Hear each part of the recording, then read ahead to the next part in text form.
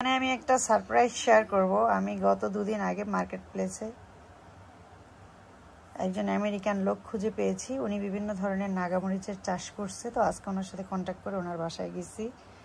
Phelps আমাদের এখান থেকে আধা ঘন্টা। তো কতগুলো মরিচ নিয়ে আসছি ওখান থেকে। এখানে প্রায় 4-5 ধরনের নাগামরিচ আছে। এটা একটা, এটা একটা, এটা একটা, এটা একটা, ইয়েলো একটা, একটা। এখানে মেক্সিকান, আমেরিকান, আফ্রিকান, ইন্ডিয়ান অনেক ধরনের মরিচ আছে। এগুলোতে খুব ভালো স্মেল হয়। তো চিন্তা করছি এগুলো দিয়ে আচার করব আর কিছু বীজ রাখবো।